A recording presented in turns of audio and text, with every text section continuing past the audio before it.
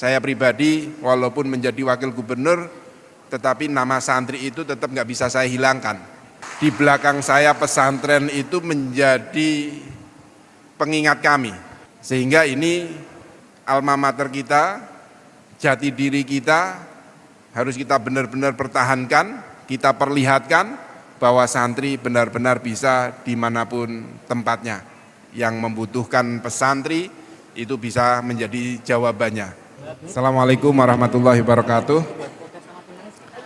Bismillah, alhamdulillah, wassalatu wassalamu ala rasulillah, wala hawla wala quwata illa billah. Rabbi shrah li sadri wa yassir li amri wahlul 'uqdatam min lisani yafqahu qawli, amma ba'd. Yang kami hormati, kami takdimkan para kiai, utamanya beliau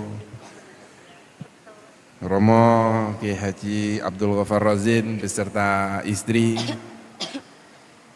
Ketua PWNU Jawa Tengah sekarang dan ke depan Ketua PBNU.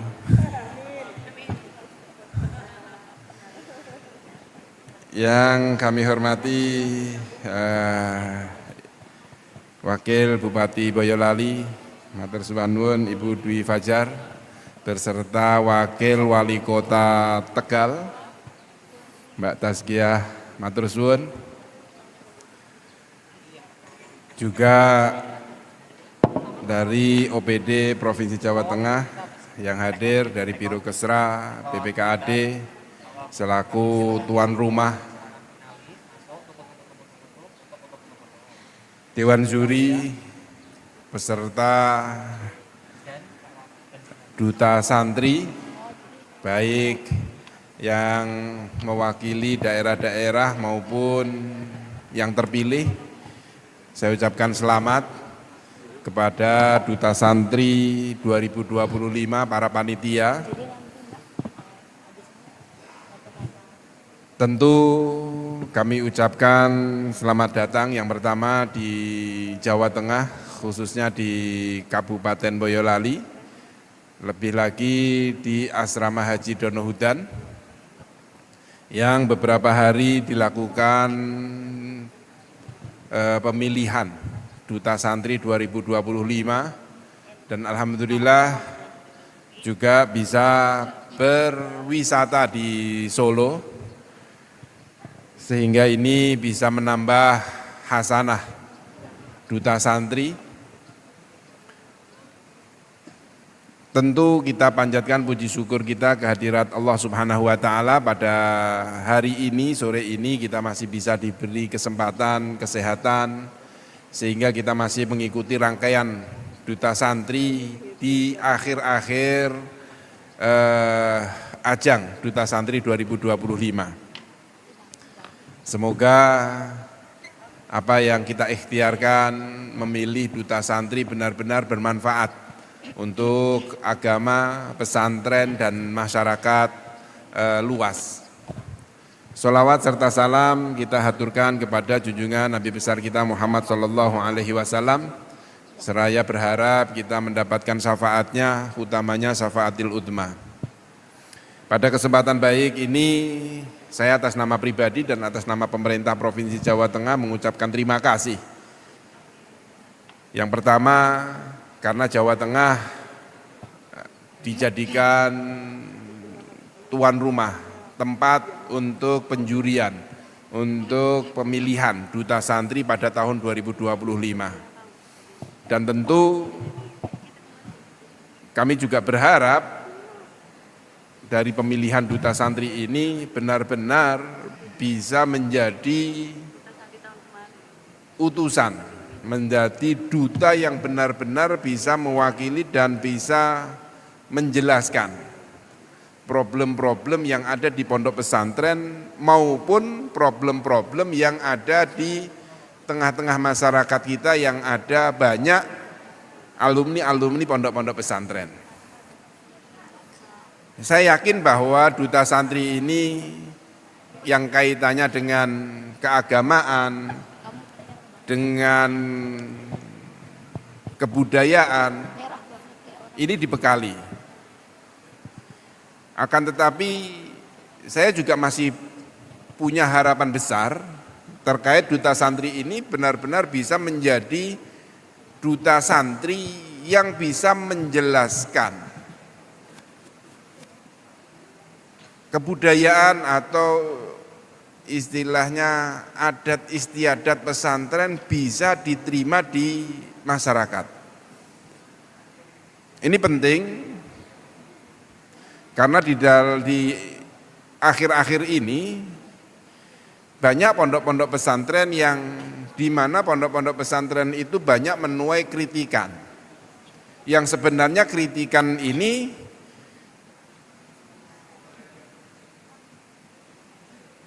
bisa dijawab dengan apa yang dipelajari di pondok-pondok pesantren. Yang terakhir kemarin tata cara penghormatan terhadap kiai disandingkan dengan kalau kita bicara tentang Islam, tentang budaya, kalau di dalam pesantren itu akhlak, itu disandingkan dengan tata cara penghormatan yang dilakukan oleh beberapa negara Arab, terkhusus Arab Saudi. Dan ini pasti akan menjadi beda. Karena adat istiadat atau akhlak yang dilakukan oleh pesantren, oleh santri, oleh kiai, itu sangat beda dengan yang dilakukan oleh santri-santri yang ada di negara Arab. Tetapi matlaknya sama. Dan kita tahu bahwa salah satu nabi kita atau salah satu kenapa nabi kita diutus yaitu liutamima makarimal akhlak.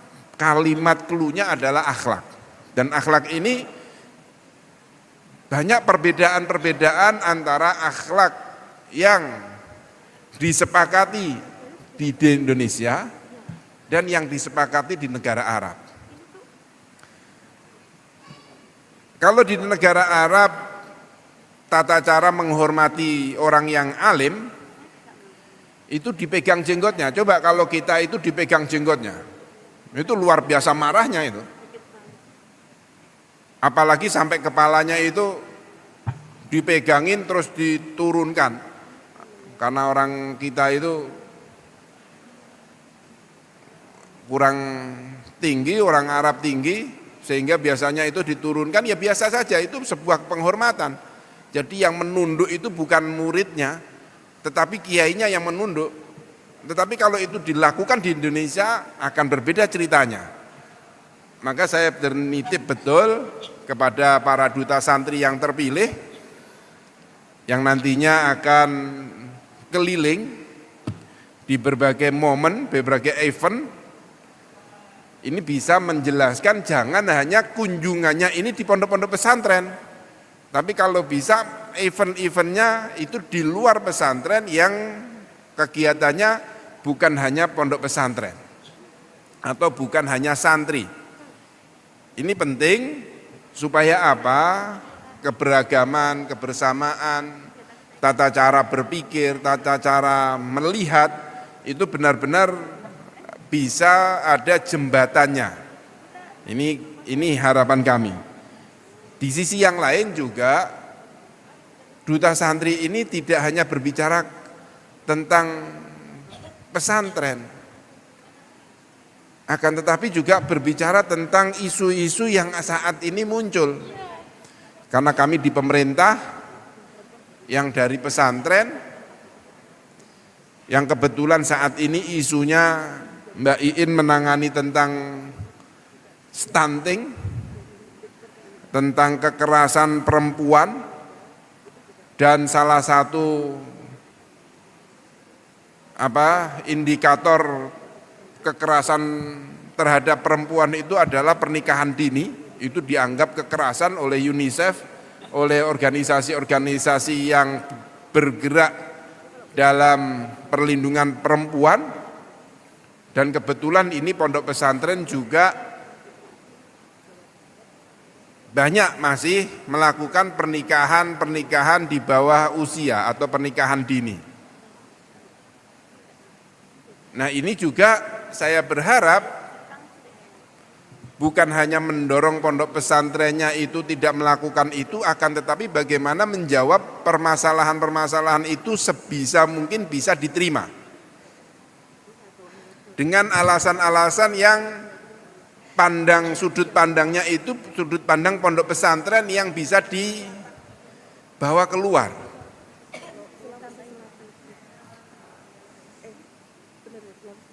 Karena saya melihat sendiri, iya benar, di dalam isu pernikahan dini itu, pernikahan usia di bawah usia, itu permasalahannya adalah permasalahan ketika nanti belum siap menjalani rumah tangga, belum siap menjadi orang tua, sementara kalau pondok pesantren berbicaranya pandang sudutnya itu bukan itu, tetapi daripada melanggar syariat, nah ini sudut pandangnya ini berbeda. Dan saat ini juga kita ketahui ternyata anak-anak SD yang saat ini yang dulu di zamannya Mbak Tazkiyah itu baleghnya itu di usia SMP, tetapi sekarang berbeda. Dan di dalam agama kalau sudah baligh itu ya macam-macam gangguannya. Mulai muncul syahwat, muncul kepingin tahuan dan lain sebagainya, sementara ini belum bisa. Maka ini juga harus menjadi tantangan kita. Yang pertama bagaimana mengedukasi santri-santri supaya matang, supaya tidak melakukan pernikahan dini. Yang kedua, ketika itu terjadi bagaimana kita bisa menjelaskan di luar supaya juga ada saling tabayun, saling ada penjelasan. Sudut pandang ini juga harus kita arahkan. Di samping itu, negara kita saat ini menggaungkan 2045 adalah Indonesia Emas. Dan tidak menutup kemungkinan yang menjadi emas pada 2045 ini mayoritas itu dari pesantren. Yang saat ini juga sudah mulai muncul instansi-instansi banyak dari pesantren, kepala-kepala daerah banyak dari pesantren, kepala lembaga atau kementerian juga banyak yang dari pesantren. Maka ini juga harus kita siapkan betul pengetahuan santri-santri ini tentang kenegaraan, tentang aturan-aturan yang diundangkan atau diperdakan, sehingga ketika menjabat itu benar-benar tidak kaget, benar-benar sudah firm untuk memimpin bangsa ini. Karena ketika hari santri kemarin, dalam sambutan yang dituliskan oleh Menteri Agama, salah satunya santri itu bisa menjadi apa aja. Bisa menjadi ini, bisa menjadi itu, pimpinan ini, pimpinan itu. Dan ini juga harus kita buktikan. Dengan membuktikan itu, duta santri yang saat ini nyuwun sewu masih berkegiatan di pondok-pondok pesantren atau di kegiatan-kegiatan yang berbasis pesantren, kedepannya itu bisa diundang menjadi narasumber di event-event nasional. Event-event di luar dari kegiatan-kegiatan pondok pesantren. Nah ini saya nitip betul. Juga saya minta akhlak yang sudah diajarkan oleh para muassis pondok-pondok pesantren ini juga jangan tidak dilakukan, tidak dipraktekkan. Kalau bisa di kegiatan-kegiatan dipraktekkan betul. Cara bagaimana menghormati orang tua, cara bagaimana menempatkan diri ketika ada orang-orang yang di situ perlu dihormati, dan seterusnya. Tidak hanya memandang yang perlu dihormati itu Gus Rosin tok, mboten. Tetapi juga instansi-instansi yang ada di negara atau instansi-instansi di luar pondok pesantren, ini juga kita tunjukkan bahwa pesantren itu andab asori pun, akhlaki pun benar-benar dijalankan bukan hanya kepada guru kita masing-masing, tetapi juga kepada para ulama-ulama dan orang-orang yang memiliki jabatan. Karena pada prinsipnya ilmu itu bukan hanya ilmu syariat saja, akan tetapi orang yang memiliki ilmu itu patut kita hormati. Karena penjagaan manusia itu bukan hanya menjaga syariat saja, akan tetapi lebih dari itu, menjadi seorang yang diutus oleh Allah atau diciptakan oleh Allah menjadi khalifah fil ardi. Kalau kita bicara khalifah fil ardi, iya, salah satunya apabila masih ada ulama yang menjalankan syariat, ya kiamat itu tidak terjadi. Akan tetapi unsur kiamat atau tanda-tanda kiamat itu di dalam Al-Quran sendiri ada banyak hal, termasuk bagaimana menjaga lingkungan. Dan ini sebenarnya sudah dipraktekkan oleh para kiai kita. Ada ro'an, bersih-bersih, bagaimana pondok tersebut atau lembaga di lingkungan kiai ini kesehatannya muncul. Dan saat ini menjaga ro'an ini bukan hanya berbicara tentang kebersihan saja, tetapi juga bagaimana lingkungan itu bisa hidup baik, kerukunan terjadi. Maka kalimat ro'an itu bukan hanya bersih-bersih atau membangun pondok pesantren, tetapi juga ro'an itu bisa terhadap kerja-kerja sosial, mengedukasi supaya masyarakat hidup rukun, bertetangga baik, berkeluarga yang mu'asarah bil ma'ruf. Ini juga menjadi bagian ro'an, karena ro'an itu ya ambil barokah atau kerja bakti. Dan kerja bakti ini bukan hanya berlaku hanya untuk kebersihan saja atau pembangunan saja, tetapi juga kepada unsur-unsur yang lain.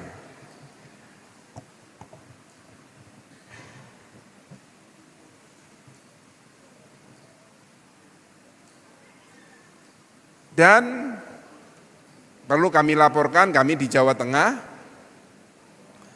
pemerintah kami terhadap pondok pesantren ini saat ini benar-benar dilakukan. Artinya dilakukan ditambah perhatian kita pemerintah terhadap pondok-pondok pesantren. Termasuk di pemerintah pusat. Yang saat ini perhatiannya terhadap pondok-pondok pesantren benar-benar dimasifkan. Salah satu program kami yang ada di Jawa Tengah yang masih menjadi pertanyaan itu santri atau pesantren obah. Pesantren obah itu apa sih? Yang kemarin di Hari Santri sudah kita launching bahwa pesantren obah ini kita berbicara bagaimana para santri ini yang saat ini notabene banyak loh yang kuliah-kuliah bukan hanya di Ma'had Ali, akan tetapi banyak di kampus-kampus baik itu milik pemerintah atau plat merah atau swasta.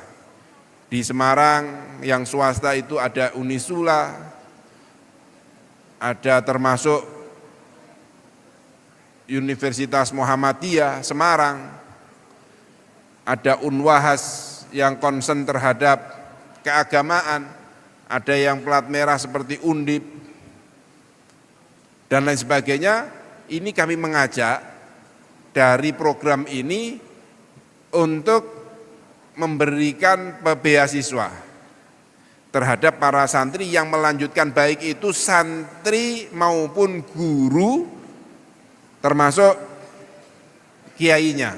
Kalau ingin melanjutkan S2, S3, ini juga akan kami programkan. Pada tahun ini program itu untuk yang kuliah kami fokuskan untuk yang saat ini sudah di semester akhir. 1 tahun terakhir ini kita konsentrasinya di situ. Dan pada tahun-tahun ke depan kita mulai dari mahasiswa-mahasiswi yang dari pondok pesantren yang masih baru, termasuk yang ada di luar negeri. Dan kami ingin lulusan-lulusan dari pondok pesantren ini kita manfaatkan, kita ajak bekerja sama berpikir tentang Jawa Tengah. Hari ini, 2 hari, 3 hari ini, kita mengalami beberapa kejadian bencana, salah satunya rob dan banjir. Ini juga tidak menutup kemungkinan nanti para santri kita ajak yang sudah kita sekolahkan untuk penanganan permasalahan seperti ini. Bukan hanya permasalahan-permasalahan keagamaan. Dan nantinya juga yang kuliah di luar negeri seperti Yaman, seperti Mesir, kami juga harap ini kita kembalikan ke pondok-pondok pesantren yang memberikan rekomendasi untuk khidmah kepada lembaga-lembaga pesantren yang sudah memberikan rekomendasi kepada para santri yang melanjutkan pendidikannya. Sehingga kami berharap Duta Santri ini juga menjadi bagian dari pemerintah Jawa Tengah ketika nanti event-eventnya ada di Jawa Tengah, program-programnya di Jawa Tengah, juga menjadi rekan di pemerintahan di Indonesia ini. Ini yang bisa saya sampaikan. Selamat kepada para panitia yang telah melaksanakan seleksi duta santri. Semoga Allah Subhanahu wa taala benar-benar meridhoi kita. Saya ucapkan juga terima kasih kepada Gus Rozin beserta istri yang ternyata acara duta santri ini pencetusnya beliau. Ini luar biasa. Jadi harapan kami apa yang ditelurkan oleh Mbah Sahal, yang mana kita tahu beliau terkenal disiplinnya, bukan hanya disiplin ilmu agamanya atau pekerjaan di pesantrennya, akan tetapi juga disiplin di luar pesantren.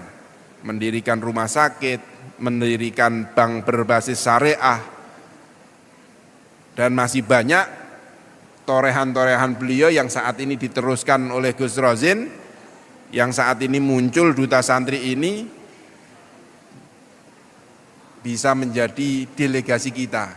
Karena saya pribadi walaupun menjadi wakil gubernur, tetapi nama santri itu tetap nggak bisa saya hilangkan.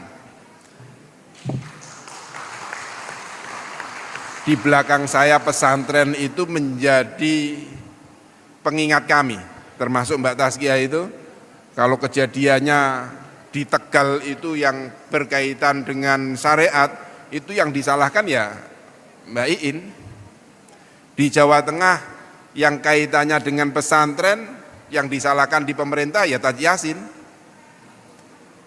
Sehingga ini alma mater kita, jati diri kita harus kita benar-benar pertahankan, kita perlihatkan bahwa santri benar-benar bisa dimanapun tempatnya. Yang membutuhkan pesantri itu bisa menjadi jawabannya. Terima kasih. Hadanallahu wa iyyakum ihdinas siratal mustaqim wallahul muwaffiq ila aqwamit thoriq. Wassalamualaikum warahmatullahi wabarakatuh.